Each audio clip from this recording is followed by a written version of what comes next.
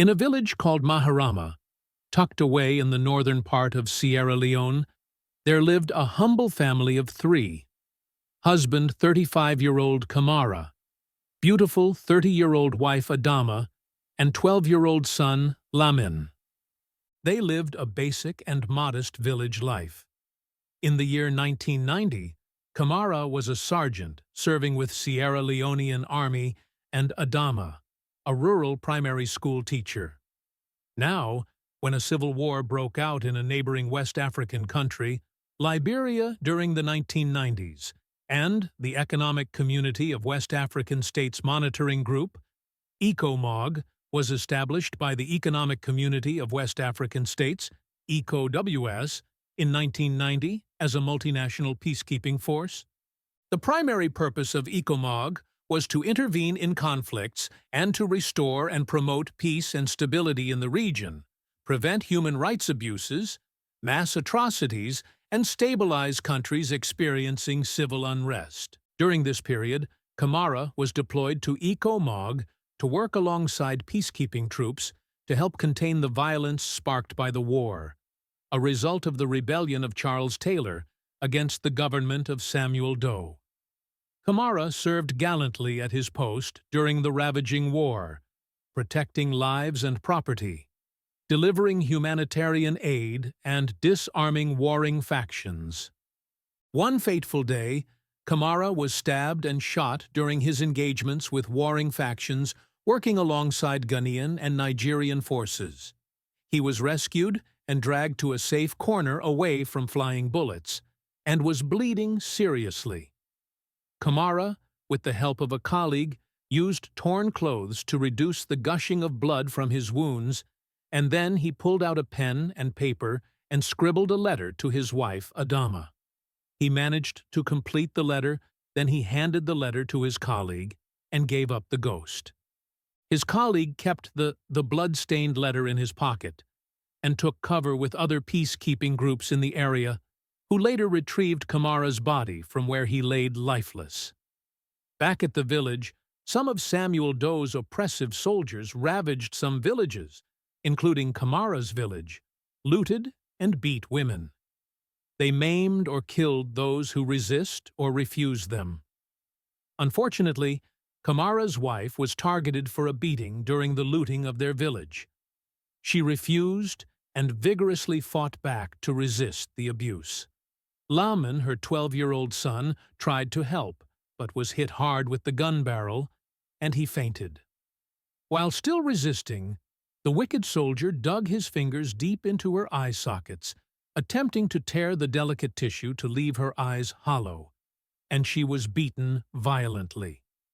While the wicked soldier was still at it, loud gunshots of ECOMOG forces were heard around, and he quickly started struggling and tried to escape.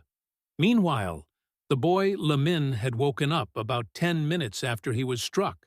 During the time the soldier was carrying out his dastardly attack on his mother, went out, and he approached one of the ECOMOG soldiers and pointed to their house, where atrocity was being committed on his mother. The soldier summoned 3 more from his team, and they quickly approached the house, met the evil rebel soldier struggling to escape, and saw the mercilessly abused woman laying helpless on the floor, her clothes torn to shreds, her eyes bleeding. One stayed with the woman lying on the floor, and the remaining 3 pursued the evil soldier, who pulled out his gun, shot one of the soldiers who luckily got hit on his thigh. The evil soldier tried to wrestle his way to escape, but he was shot a few times and killed. Adama and her son Lamin were taken to the ECOMOG hospital for immediate medical attention. The son, Lamin, was promptly treated for his head injuries. Adama was isolated and through the night had nightmare of the incident, shouting, "No! Please! No!" And a nurse came in to pacify her back to sleep. Following the storm of the night before, the world seemed to stand still for Adama. As she sat in the quiet hospital room, her thoughts echoed the chaos that had shattered her peace. Despite the turmoil inside her, the gentle knock on the door signaled a new phase of healing. Grace, the nurse who entered, carried a presence so calming that Adama felt a hint of safety for the first time in hours. Grace explained that her role was to provide care and start the healing process, both physical and emotional. "We're here to support you, Adama," she said softly, "and only with your consent." For Adama, after the treatment of her wounds, preventive treatment for injuries were administered. Her treatment was then followed by psychological support, which involved initial crisis counseling followed by longer-term therapy to help her cope with the trauma and restore her safety, dignity, and control. Throughout the treatment process, her consent and confidentiality were made paramount. Adama spent about 10 days in the hospital as her blurred vision was also treated, and about 2 weeks later, Adama could see clearly again.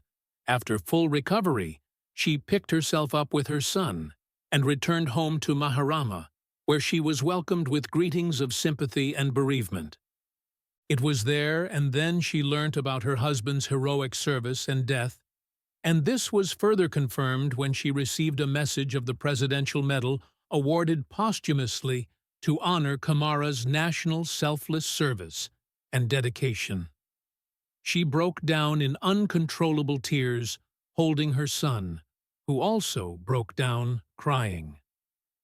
Well, although this will not bring her husband and son's father back, it was very comforting that his service and ultimate price and her own perilous encounter did not go in vain.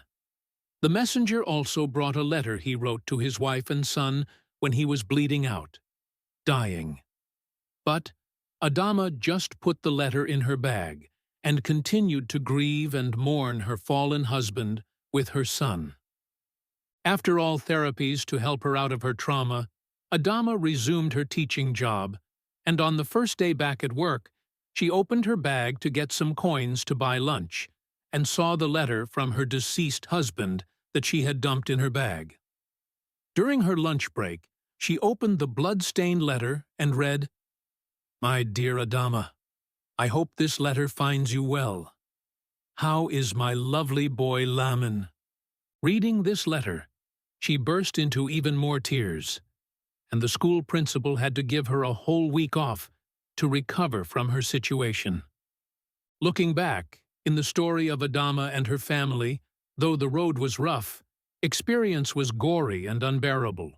Loss of breadwinner and husband was monumental and irreparable through the deep love from the family head Kamara. The fulfilled wish of her late husband Kamara and comprehensive support from the hospital team helped in making life easier and to gradually diminish the effects of the traumatic period in their lives. As the seasons changed, so did Adama. She found strength not just in herself, but in the solidarity of those who stood by her side. After watching, kindly click subscribe and like our story to keep our studio afloat and keep these videos coming.